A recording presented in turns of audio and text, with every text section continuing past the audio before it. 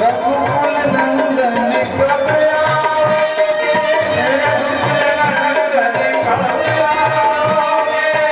दास की डगरिया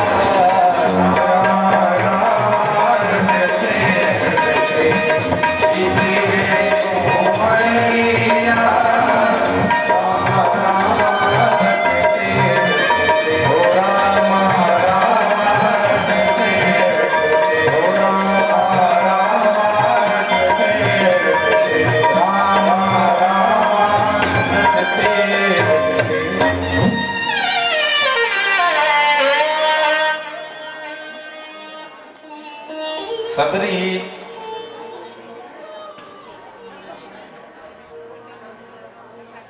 रोज वेरों को चुन चुन के लाती, आंसुओं से भगवान की पूजा करती। ये सबरी कोई और नहीं, आप और हम सब सबरी हैं।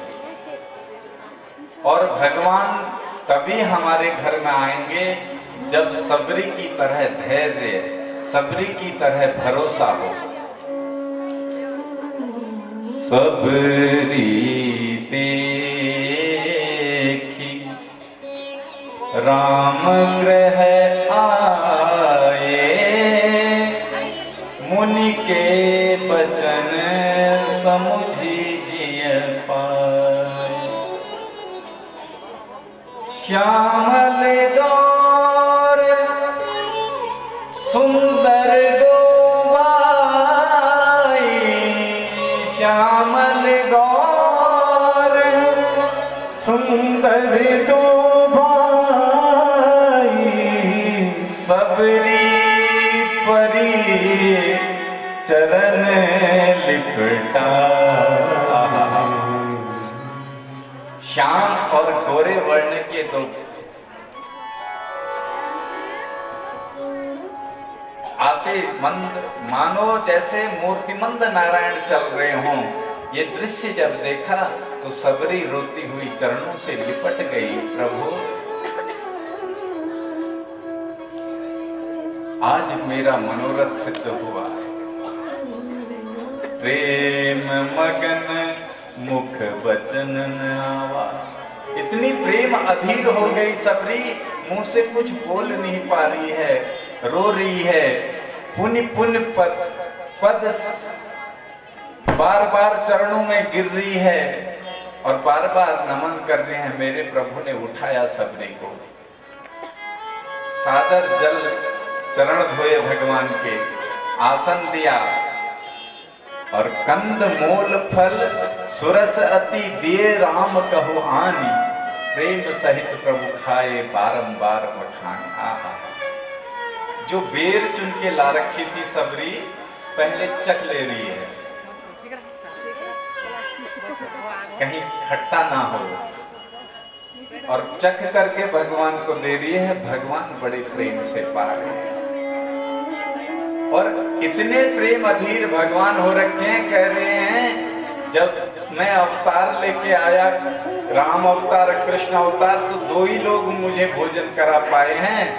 कृष्णावतार में विदुर जी और रामावतार में सबरी जी तृप्त हो गए मेरे प्रभु।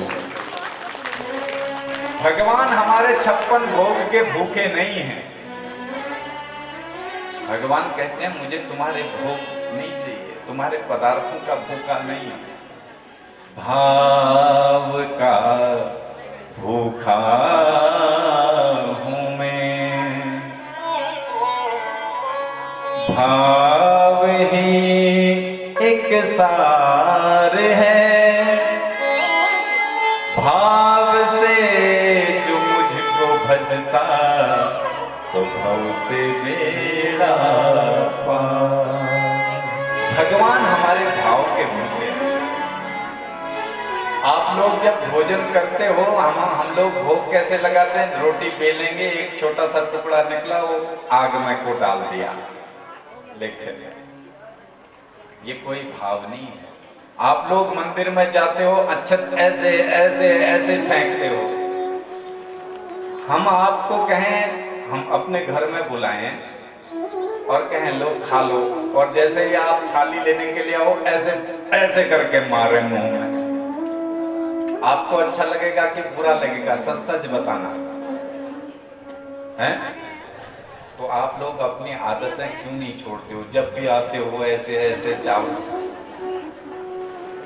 एक जो ये बर्तन रखे हैं ना, चावल लाओ और ऐसे करके चढ़ाओ, इसको कहते हैं निवेदन करना भोजन। आप ऐसे चावल और भेंट फेंकते हो, किसी देवता की आंख फोड़ डालोगे हैं? किसी की ऐसे फेंकने से तो चोट ही लगेगी। तो भोग लगाने का मतलब प्रेम से, भाव से, लो प्रभु आपके दरबार में कुछ है नहीं, पत्र पुष्प मुट्ठी भर चावल लाई हूं, इसको भोग लगाओ। ये भाव है भोग लगाने। भोजन करने से पहले एक थाली सजाओ, भगवान से कहो प्रभु आप इसका भोग लगाओ। कितने लोग भोग लगाते हैं अपने घर में भगवान को? जरा हाथ खड़े करो। आधा नहीं, पूरा करो। कुछ कुछ लोग लगाते हैं, कुछ लोग नहीं लगाते। जो लोग नहीं लगाते हैं उनको भी भोग लगाना चाहिए। क्यों? देखिए क्यों भोग लगाना चाहिए। अन्न में, धन में जो दोष होते हैं, दोष क्या होते हैं? आहार शुद्धो सत्व शुद्धि और सत्व शुद्धो ध्रुव स्मृति। आहार जो शुद्ध होता है वो हमारी मेधा शक्ति को तीक्ष्ण करता है। जब यहाँ पहाड़ में रोचे ना मल के पढ़ने में बड़ गधा छे, और जब बैठे हरिद्वार में वहाँ सात्विक भोजन कर चे, बिन लहसुन प्याज वाल और साधारण कम नमक मिर्च वाल, बिन मसाला को, तब बैठे थोड़ा थोड़ा पढ़नो लिखनो ऊन पड़ जाए। तो आप लोग जैसा भोजन करेंगे, भोजन आपके मन का निर्माण करता है। नवरात्रि में आप लोग व्रत करते हो ना, व्रत, तो 9 दिन तक आपका मन कैसा रहता है? हैं? शांत रहता है ना। और जिस दिन से वो मंदिर में कटा और आपने खाना शुरू किया, उस दिन कैसा रहता है फिर मन? बोलो, अच्छा रहता है। लहसुन प्याज के खूब तड़के मिर्च मसाला जब खाते हो तो मन कैसा होता है? अच्छा नहीं रहता है। तो आहार हमारा अच्छा हो, सात्विक हो, शुद्ध हो। बच्चों को भी वैसा आहार अच्छे मन से बना के खिलाओ, जैसे सबरी भगवान को खिला दी है। ये नहीं कि शाम को भोजन बनाने की आई, उसी समय खोपड़ी खराब कर ली, बर्तन पटकने शुरू किए हैं। आप क्रोध से भोजन बनाएंगे तो वो क्रोध आपके पति के अंदर और आपके बच्चों के अंदर जाएगा, जो पूरे परिवार में कलह मचाएगा। इसलिए भोजन जब भी बनाओ प्रेम अधीर होकर के, भगवान का नाम लेते हुए। केहि विधि स्तुति करो तुम्हारी, अधम जाति में जड़मति भारी। अधम अधम अधम अति नारी, तिन महते मति मंद अघारी। हे प्रभु मैं मंदमती हूँ, मेरी बुद्धि में वो शक्ति नहीं जो आपकी स्तुति करूं। जाति भी अच्छी नहीं है, हैं? बुद्धि भी अच्छी नहीं है, अब किस विधि आपकी स्तुति करूं? सज्जनों यही भक्ति का लक्षण है। सरल, कितनी सरलता है देखिए सबरी के अंदर। आप और हम ईगो में रहते हैं, एटीट्यूड में रहते हैं। वो एटीट्यूड सबको पसंद है, भगवान को नहीं है। भगवान को सरल मन के लोग अच्छे लगते हैं।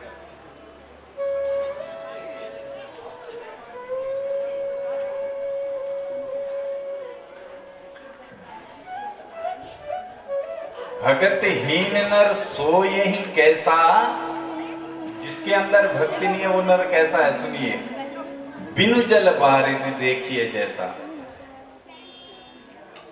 बिना बादल के जल कभी बरस सकता है क्या? अब बिना जल के बादल नहीं हो सकता। ठीक इसी तरह जो नर भगवान की भक्ति नहीं करते हैं वो कैसे हैं? जैसे भोजन बहुत स्वादिष्ट है, उसमें नमक न डालो तो भोजन कैसा हो जाएगा? खूब अच्छे मिर्च मसाला डालो, प्रेम से बोलो, और उसमें नमक न डालो तो वो व्यंजन क्या हो गया? व्यर्थ हो गया। पैसा खूब मिला, सुंदरता खूब, सोना चांदी से लद गए, सब कुछ ठीक ठाक हुआ, लेकिन जीवन में परमात्मा की भक्ति नहीं हुई तो बोले कैसे? राख में हवन करने जैसा। श्रम एव ही केवलम, आप कुछ नहीं कर रहे हो, केवल परिश्रम कर रहे हो बस, और फिर मरने के बाद 84 लाख योनियों में घूमते रहो।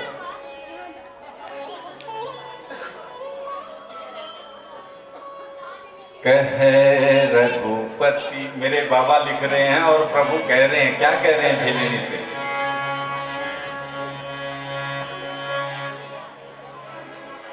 नवधा भक्ति का उपदेश दे रहे हैं। सुन रघुपति सुन, भामिनी बाता, मानो एक भक्ति करना। अरे भामिनी, अरे सुंदरी, तूने जो मेरे से लगन जोड़ी हो भक्ति, और मुझे केवल भक्ति ही प्रिय है।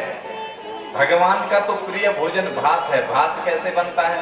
पहले धान में जो बार काई लगे रहती है वो छिलका निकाला जाता है, फिर चावल को गर्म पानी में डाला जाता है, तब क्या बनता है? ऐसे ही भगत के जो मन में माया की काई लगी है, उस काई को हटाता है भगत पहले, फिर ये दुनिया के लोग उसको खूब सताते हैं, तब उसको भगवान कहते हैं मैं मिलता हूं। और ये कह रही है प्रभु अब मैं क्या करूं, मुझे क्या करना चाहिए? तो भगवान कह रहे हैं सुनो, 9 प्रकार की भक्ति है देवी। प्रथम भगति संतन कर संगा, दूसरी रति मम कथा प्रसंगा। प्रथम भगति संतन कर संगा, दूसरी रति मम कथा प्रसंगा।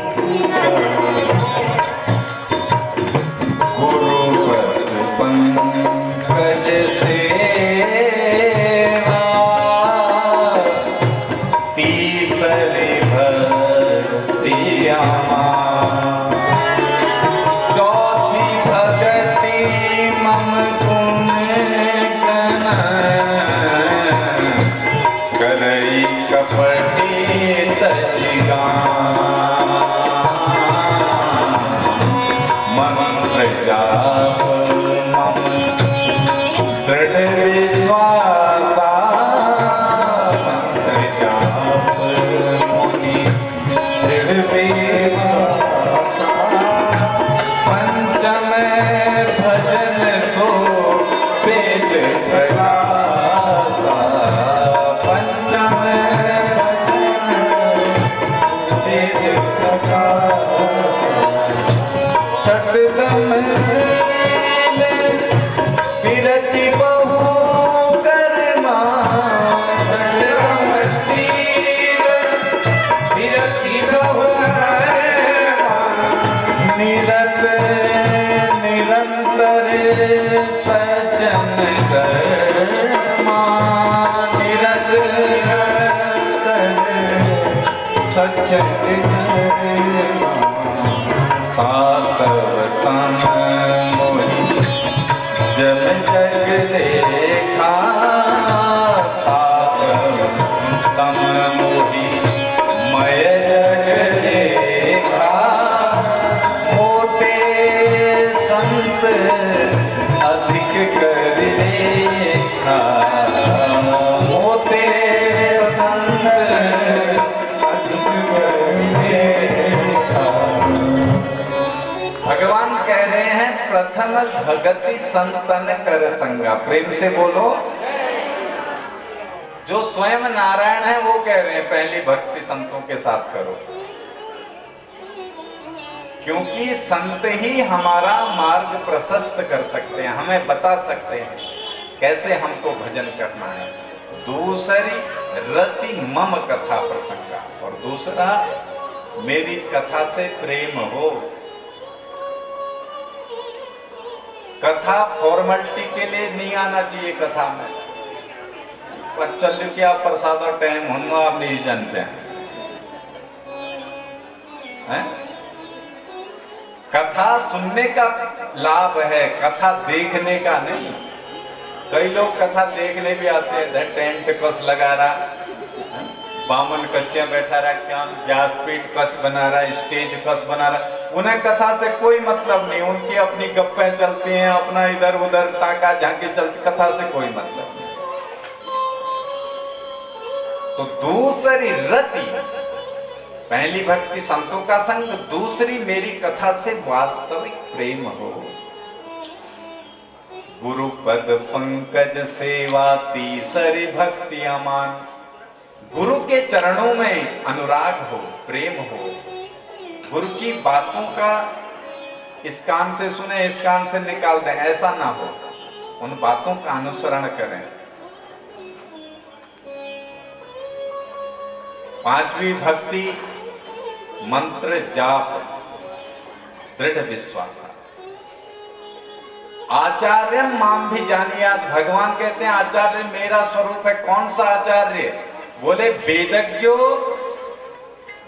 हो और मंत्रज्ञ हो, मंत्रवेत्ता हो और मंत्र शुचि ही, मंत्रों में शुद्धता हो, और मंत्र भक्तश्च, मंत्रों का भक्त हो, श्रद्धा रखने वाला हो। अब मंत्र अशुद्ध हो तो होगा क्या? अर्थ का अनर्थ हो जाएगा। नहीं, प्रेम से बोलो, जरा जोर से बोलो। एक बार एक पंडित जी मंत्र बोल रहे थे, प्रणतः क्लेश नाशाय था, तो थोड़ा सा गड़बड़ हो गया, बोले प्रणतः केशव नाशाय। क्लेश की जगह केशव कर दिया तो बस, अरे जिसकी भक्ति कर रहे हैं उसी का स्वाहा कर दे रहे हैं। इसलिए आचार्य कौन है?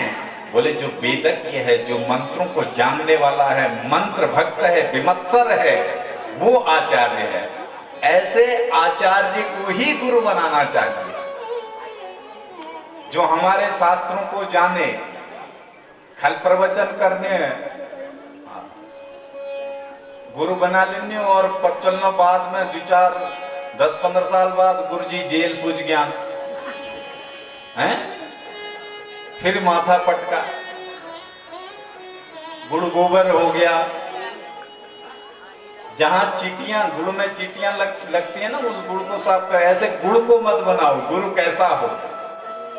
जो भक्त का निरंतर सच बोलने वाला हो। ये नहीं कि अगर भक्त को डांट दूंगा ये नाराज हो जाएगा तो लिफाफे आने बंद हो जाएंगे। ऐसा अगर गुरु हो गया तो निश्चित समझो उस राज्य का, उस घर का फिर गड़बड़ी है, राम ही मालिक है। सचिव वैद गुरु प्रिय बोले ही जय आस, राज धर्म तज। सचिव, वैद्य, डॉक्टर, गुरु अगर ये मीठा मीठा बोलने लग जाए तो समझ लो सब गड़बड़ है। फिर गुरु की भाषा कड़क होती है। जब शिक्षक अध्यापक बच्चों को पढ़ाते हैं तो बड़े कड़क तक के साथ में पढ़ाते हैं, कोई हंसे ना, कोई बोले ना, ध्यान से पढ़े। और जो गुरु खुद ही टाटा कॉमेडियन हो तो फिर वो बच्चे भी वैसे ही बन जाएंगे। रुकारः अंधकारस्यात् रुकारः तन्निरोधकः, रुकारः प्रकाशत्वात् गुरुः इत्यभिधीयते। गुरु कौन है? जो अंधकार से प्रकाश की ओर ले जाए, वो गुरु है। अब गुरु बना लिया, सालों तक गुरु के पास गए ही नहीं, क्या फायदा हुआ? वो मंत्र कान में मंत्र फूंकने से कल्याण नहीं होगा। ज्ञान को आत्मसात कर। इसलिए गुरु पद पंकज सेवा। बोले सेवा, गुरु के चरणों की सेवा का मतलब यही है, आप सेवा करोगे तो गुरु आपको कथा सुनाएंगे, सत्संग सुनाएंगे, जिससे कल्याण होगा। मंत्र का जाप हो, मंत्रों में विश्वास हो, और छठी भक्ति, इंद्रियों का दमन हो, शीलता हो, निरंतर सज्जनों का संग हो, और सातवीं भक्ति बड़ी सुंदर है। सातव सम मोहि मैं जग जाना। सातवीं सीढ़ी में सब ईश्वर के अंश हैं, ये हमारे अंदर भाव जग जाए। और मोते संत अधिक कर लेखा, मेरे से ज्यादा संतों का सम्मान होने लग जाए, संतों में ही मेरा दर्शन जिसको हो जाए, ये सातवीं भक्ति है। आठवल जथा लाभ संतोषा, आठवीं भक्ति जो मिल जाए, जितना मिल जाए उतने में संतोष हो। संतोषम परमम सुखम। सपने हो नहीं देखें पर दोषा, दूसरों का स्वप्न में भी दोष ना देखें दूसरों के अंदर। आहा, नवम भक्ति बड़ी सुंदर है। नवम सरल सब सन छलहीना, और मम भरोस ही हर्ष देना।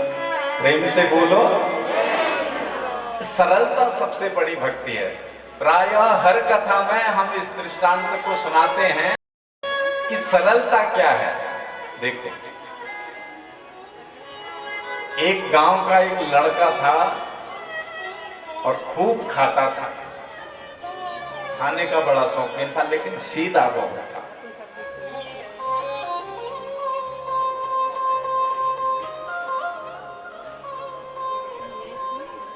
और सीधे लोग इस दुनिया के काम के तो होते नहीं, दुनिया को तो तेज तर्रार लोग। घर वालों ने देखा ये करता धरता कुछ है नहीं, दिन भर खाता रहता है। ये घर वाले भी तब तक ही पूछते हैं जब तक इनका काम करो। हाँ।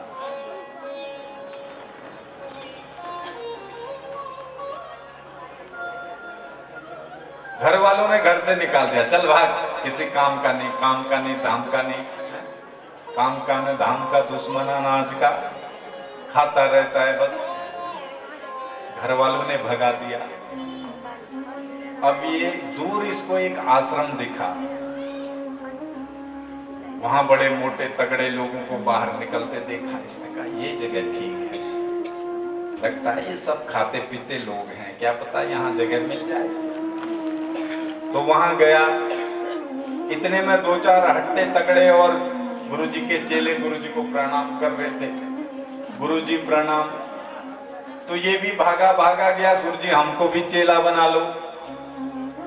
गुरुजी बोले क्या जानते हो, क्या करते हो? बोले कुछ नहीं जानते हैं, खाना जानते हैं बस। संतों को तो ऐसे ही चाहिए, खाए पिए और पड़ा रहे आश्रमों में, क्या करना है। तो गुरुजी ने कहा ठीक है बेटा, लेकिन एक काम करना पड़ेगा। बोले क्या? माला जपनी पड़ेगी। वो कैसे? तो बताया बैठे बैठे बिस्तर में ही जप लेना, लेकिन जपना पड़ेगा। ये तो कर लेंगे। अब क्या था, ये आश्रम में रहने लगा। ठीक 10 दिन बाद एकादशी आ गई। अब एकादशी के दिन आश्रमों में तो सब फलाहार करते हैं, व्रत रहता है, कुछ बनता नहीं है। अब ये रसोई की तरफ देखने लगा, आज कुछ बना नहीं है, रसोई जली नहीं है, क्या बात है। तो गुरुजी से कहता है, गुरुजी ने कहा क्यों चेला, क्यों घूम रहे हो? कहता है गुरुजी देख रहे हैं रसोई में आज रसोई जली नहीं है। अरे मूर्ख, तुझे पता नहीं है आज एकादशी है, एकादशी का व्रत है, आज कुछ नहीं बनेगा।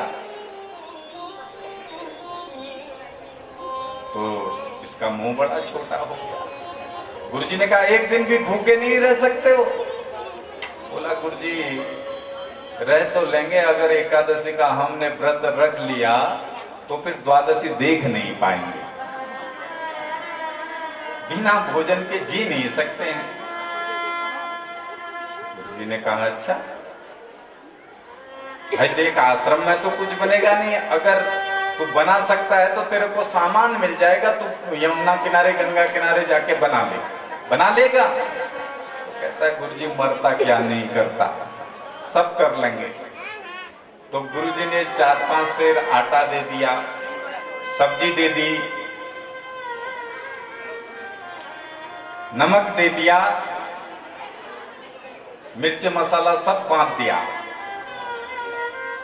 और इससे कहा सुनो चेला, जब भोजन बनाओगे, भोजन करने से पहले भगवान को जरूर भोग लगाना, उनको जरूर खिलाना। अब ये बड़ा सीधा था बेचारा, गया जैसे तैसे इसने उल्टा सीधा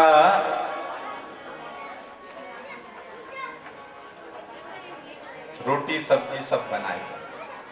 अब जैसे ही बन गया तो भगवान को बुलाने लगा, राजा राम आइए मेरे, राम आइए मेरे, भोजन को भोग लगाइए, हाँ मेरे भोजन को भोग लगाइए। अरे हाँ राजा राम आइए, राजा राम आइए, मेरे भोजन को भोग लगाइए, हाँ मेरे भोजन का भोग लगाइए। बहुत बुला रहा है पर भगवान आए नहीं। उसने कहा, गुरुजी ने कहा है भगवान को खिला के खाना, और यहाँ चूहे कूद रहे हैं, ये आने का नाम नहीं ले रहे। अच्छा मैं समझ गया। भगवान से कहता है आप सोच रहे होंगे ये टेढ़ी मेढ़ी रोटी, रूखा सूखा साग, ये हम कहाँ खाएंगे, हम तो आश्रम में जाके खीर मालपुए के सटा के लगाएंगे। तो ये कहता है सुनो, भूल करोगे यदि तज दोगे भोजन रूखा सूखे, भूल करोगे यदि तज दोगे भोजन रूखा सूखा, भूल करोगे यदि तज दोगे भोजन रूखे सूखे, भूल करोगे यदि तज दोगे भोजन रूखे सूखे। और एकादशी आज आश्रम में बैठे रहोगे भूखे, एकादशी आज आश्रम में बैठे रहोगे भूखे। राजा राम आइए मेरे, राम आइए मेरे, भोजन को भोग लगाइए, हाँ मेरे भोजन को भोग लगाओ, मेरे भोजन को भोग लगाइए। जब इसने आर्त होकर के बुलाया, रोते हुए भगवान को बुलाया, तो भगवान प्रकट हो गए। साथ में जनक नंदनी सीता जी भी आ गई। अब इसने भोजन एक अपने लिए बनाया था, एक भगवान के लिए। अब सीता जी भी आ गई तो टेढ़ी आंख से देखने लगा। देखो सीधा है ना, सरल है, सरल व्यक्ति ऐसे ही होते हैं। भगवान से कहता है ये किसको उठा लाए? सीता मैया बड़ी बोले ये कैसे भगत के यहाँ ले आए, इसको तो बोलने की भी तमीज नहीं है। राम जी बोले देवी ये बड़ा सीधा है, सरल है, मुंह से बोल देता है पर ये अंदर से ऐसा नहीं है। कोई बात नहीं, आगे हो, एक तो इतना टाइम लगाया, एक पता नहीं किसको उठा के ले आए, बैठो। डांट के बैठाता है। भगवान बैठ गए, भोजन कराया, अपना भी कहने लगा थोड़ा कम हो जाएगा कोई बात नहीं, पर अच्छा लग रहा है आपको खिलाने में। भोजन करा करके फिर जब भगवान जाने लगे तो कहता है अगली बार जब बुलाऊंगा इतना समय मत लगाना, मेरे से भूख सहन नहीं होती। हाँ भगवान बोले नहीं नहीं हम जल्दी आ जाएंगे, चिंता ना करो। भगवान चले गए। अब ये घर आया आश्रम में। अगली बार फिर एकादशी आ गई। प्रेम से बोलो। पीछे जो बच्चे खेल रहे हैं इनको शांति से बैठा दो। प्रेम से बोलो। आश्रम में जब गया फिर मुंह लटका के बैठ गया। अगली एकादशी जब आई, सुबह सुबह गुरुजी ने देखा, बेटा अब क्या हुआ?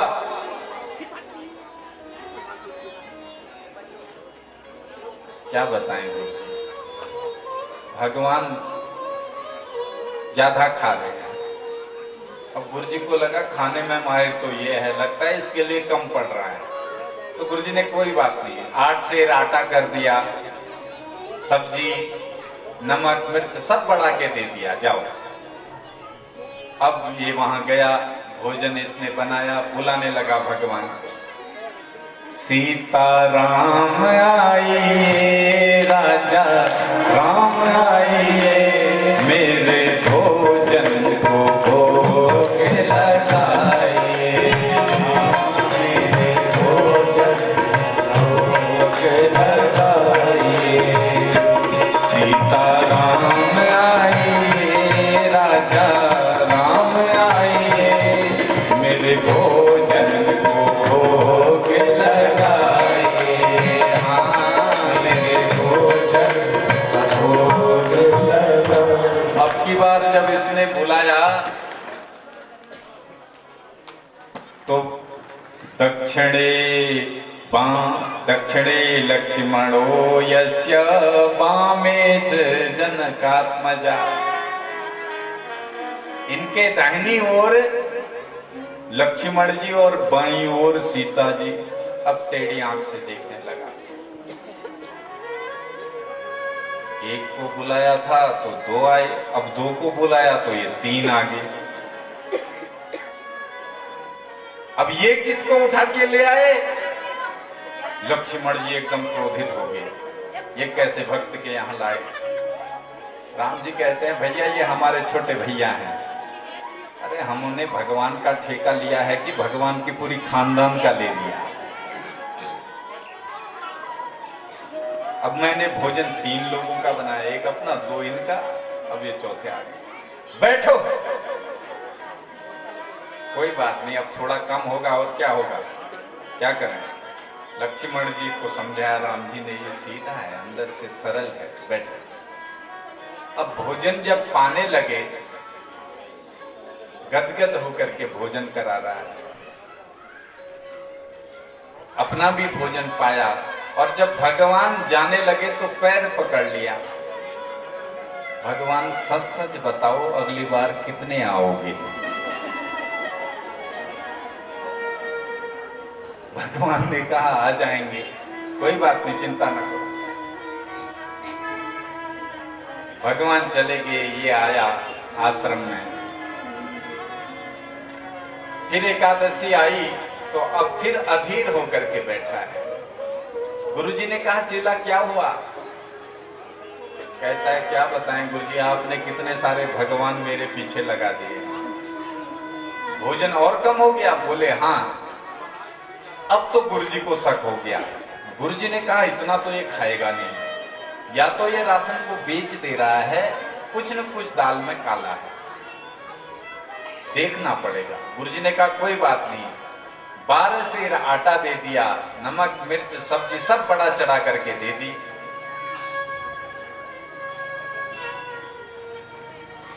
अब जब ये जाने लगा तो गुरुजी छुप के इसके पीछे पीछे जाने लगे, देखता हूं करता क्या है। अब ये जब वहां गया गंगा जी के तट पर, इसने सोचा एक को बुलाया 2 आए, 2 को बुलाया 3 आए, अब 3 को बुलाऊं न जाने कितने आए। अब की बार ऐसा करता हूं, पहले बुला लेता हूं, उस हिसाब से फिर बनाऊंगा। तो राशन रख दिया और भगवान को बुलाने लगा। लक्ष्मण राम आइए, सीता राम आइए, मेरे भोजन को भोग लगाइए, हाँ मेरे भोजन को भोग लगाइए। सीता राम आइए, लक्ष्मण राम आइए, लगा, मेरे भोजन को भोग लगाइए, हाँ मेरे भोजन को भोग लगाइए। अब की बार इसने जब बुलाया तो दिव्य राम दरबार प्रकट हो गया। राम, लक्ष्मण, भरत, शत्रुघ्न और साथ में हनुमान जी भी। अब टेढ़ी आंख से देखने लगा। एक को बुलाया 2 आए, 2 को बुलाया 3 आए, अब 3 को बुलाया तो हद ही कर दी। अरे आदमियों को तो लेके ही आए, अब की बार तो इस बंदर को भी उठा के लिया। हनुमान जी को कहता है। शत्रुघ्न, भरत, हनुमान जी कहते हैं ये बड़ा अटपटी जगह हमको ले आए। भगवान कहते हैं ये सीधा आदमी है, सरल व्यक्ति है, पर ये हृदय से ऐसा नहीं है। और टेढ़ी आंख से भगवान को देखता है और कहता है सुनो। भगवान बोले बोलो। हमें पता था तुम कुछ न कुछ गड़बड़ जरूर करोगे। पहले 1 को बुलाया 2 आए, 2 को 3, 3 को बुलाया तो अब पूरी बारात लेके आ गए, और हम भी कोई कम नहीं है। अब की बार हमने कुछ बनाया ही नहीं। वो राशन पड़ा है, बनाओ खाओ जाओ। आहा, मेरे प्रभु बोले देवी अब तो भक्त की आज्ञा है। मेरी सीता मैया रसोई में गई हैं। विश्व भरण पोषण कर जोई, ताकर नाम भरत अस होई। भरत जी ने सब सामग्री तैयार करी। लक्ष्मण शत्रुघ्न लकड़ियां लेके आए। संतों को पता चला मां रसोई बना रही है। पूरा संत समाज आने लगा। गुरुजी सुन रहे हैं। गुरुजी कह रहे हैं चेला ये किसके साथ बतिया रहा है, बातें किसके साथ कर रहा है। गुरुजी ने कहा, ये चेला बोला गुरुजी देखते नहीं कितने सारे भगवान मेरे पीछे लगा दिए आपने।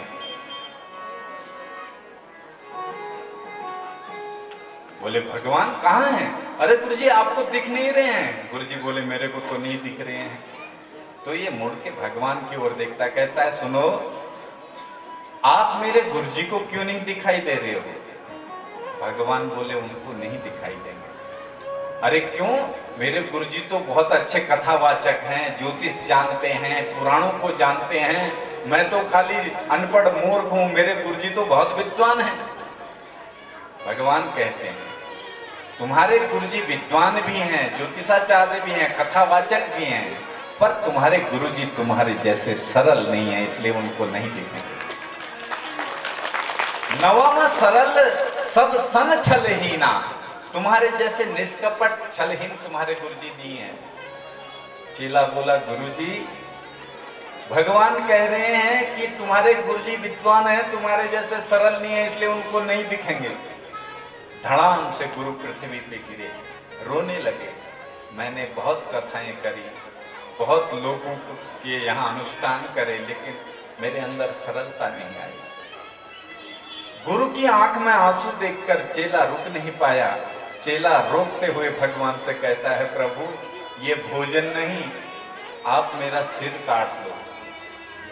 मैं सब कुछ देख सकता हूं, मैं भूखा भी रह लूंगा, लेकिन मैं अपने गुरु की आंख में आंसू नहीं देख सकता। वो मेरे माता पिता हैं। जब भक्त को भगवान ने आर्त देखा तो इसके गुरु को भी भगवान ने दर्शन दे दिए। ये है सरल भक्ति का प्रभाव। भक्ति हो दिखावे की ना हो। नवम सरल सब सन छलहीना, मम भरोस ही हर्ष नदीना। मेरे भगवान कहते हैं सरलता हो, मेरे भरोसे रहे, ये भक्ति मुझे सबसे प्रिय है। श्रवणम कीर्तनम विष्णु स्मरणम पाद सेवनम अर्चनम वंदनम दास्यम सख्यमात्म निवेदनम। प्रहलाद जी ने भी हिरण्यकश्यप को ये नवधा भक्ति का उपदेश दिया, यहाँ माता सबरी को दिया। सबरी भगवान के चरणों में गिरी और भगवान ने इनको आशीर्वाद दिया ये 9 भक्ति में से एक भी यदि किसी ने अपना लिया तो वो मेरे को प्राप्त कर लेता है। अब भगवान यहाँ से सबरी से पूछते हैं हम आगे, तो सबरी ने कहा पंपा सरोवर में जाइए, वहां सुग्रीव से आपकी मित्रता होगी, सुग्रीव आपको सब बताएंगे। तो मेरे प्रभु आगे चले हैं। सुग्रीव ने आते हुए देखा तो वीर कुमारों को, तो हनुमान जी को भेजा है। हनुमान जी वेश बदल करके आए हैं और यहीं पे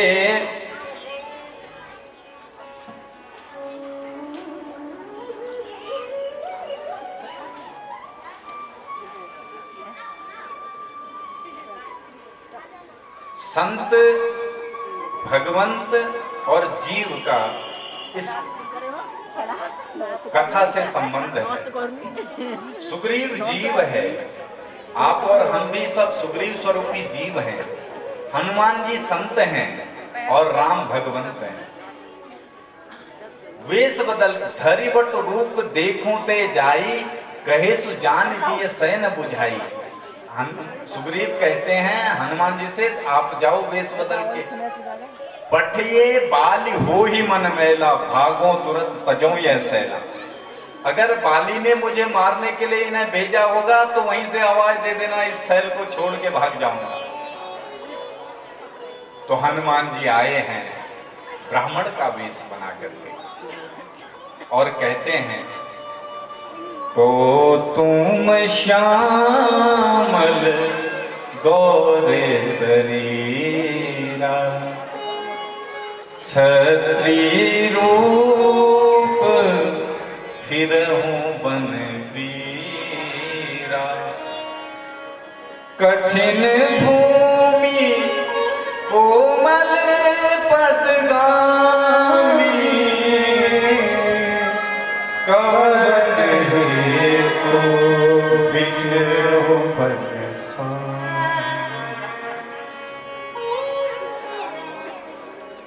आप श्यामल और गौर शरीर के दोनों कौन हैं? और क्षत्रिय रूप लेकर के वन में किस कारण से आप फिर रहे हैं? कोमल तुम्हारा बदन, कोमल शरीर, नंगे पांव चल रहे हो।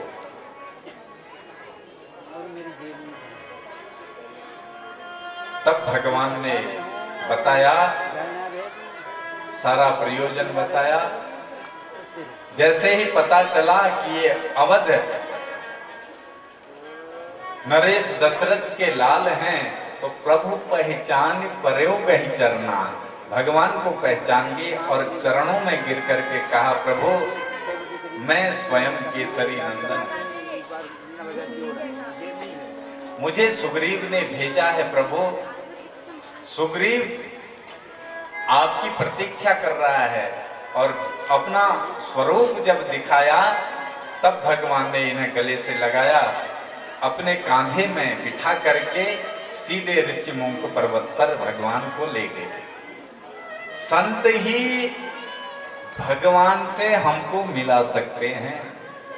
हनुमान जी संत हैं और भगवान से मिलाने के लिए ले गए हैं भगवान को। दोनों में मित्रता हुई, सारा प्रयोजन राम जी ने बताया। कुछ श्रृंगार माने जो फेंके थे वो सुग्रीव जी ने राम जी को दिए।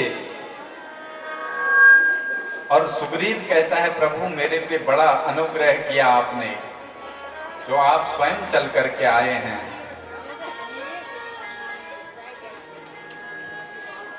यहीं पर प्रेम से बोलो, किष्किंधा कांड को विराम करते हुए आप और हम सीधे सुंदर कांड में प्रवेश करते हैं। सुंदर कांड का सीधा सीधा अर्थ है कि जहां सुंदर लीला हो रही हो, ये मानस का हृदय है।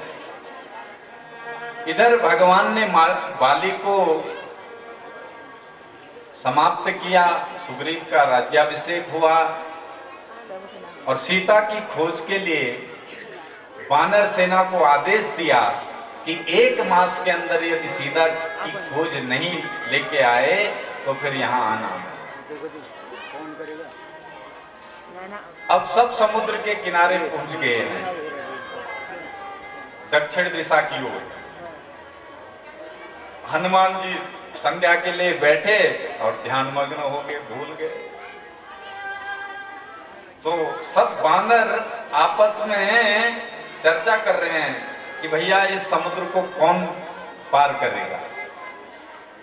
जाम्बवंत जी कहते हैं देखो भाई मैं बूढ़ा हो गया, पहले जब मैं जवान था बलि बांधत प्रभु बाढ़ सो तन वरन न जाए, हरि मह दीन सात प्रदक्षिण धाय। जब मैं जवान था तो विराट स्वरूप प्रभु ने जब धारण किया, पूरी पृथ्वी की मैंने 7 परिक्रमा भाग करके लगा दी। और अब मैं बूढ़ा हो गया भाई, मैं चला तो जाऊंगा, वापस आने का कोई निश्चित नहीं है। अंगद बोले मैं भी पार तो जा सकता हूं, वहां से वापस आने का फिर बड़ा मुश्किल लग रहा है। तो हनुमान जी ध्यान में हैं और रीझपति उनके निकट गए हैं। कहें रीझपति सुन हनुमान, का चुप साधि रहे बलवान। पवन तनय बल पवन समाना, बुद्धि विवेक विज्ञान विज्ञाना, बुद्धि विवेक विज्ञान विज्ञाना। कौन सो काज कठिन जग माही, कौन सो काज कठिन जग माही। जो नहीं होत तात तुम पाही, जो नहीं होत तात तुम पाही। राम काज लग तब अवतारा, राम काज लग तब अवतारा। सुनतहु भयो पर्वताकारा, सुनतहु भयो पर्वताकारा। सिंहनाद कर बारहि बारा, सिंहनाद कर बारहि बारा। लीलहि लागे जल निधि खारा, लीलहि लागे जल निधि खारा। जामवंत मैं पूछूं तोई, जामवंत मैं पूछूं तोई। उचित सिखावनो दीजहु मोहि, उचित सिखावन दीजहु मोहि। उचित सिखावन दीजहु मोहि। रीझपति जामवंत जी ने कहा कहो पवन तनय जी, का चुपचाप बैठे हो, का चुप साधि रहो बलवाना। आप तो बलवान हैं, फिर मौन होके क्यों बैठे हैं। याद दिलाया इनके, पवन तनय बल पवन समाना। अरे आपका तो आपके बल का वर्णन करना बड़े बड़े सूरों के लिए, बड़े बड़े देवताओं के लिए कठिन है। और आपके कार्य की बात की जाए तो कवन सुकाज कठिन जग माही। कोई कार्य ऐसा नहीं है जो आप नहीं कर सकते हो। राम काज के लिए ही आपका अवतार हुआ है। ये जब सुना तो एकदम से उठे हनुमान जी और पर्वत की तरह बड़ा भीषण पर्वताकार शरीर धारण कर लिया और सिंहनाद करी जय श्री राम, जय श्री राम, जय श्री राम का नारा लगाया। तो पूरी सेना बड़ी आनंदित हो गई है। और जामवंत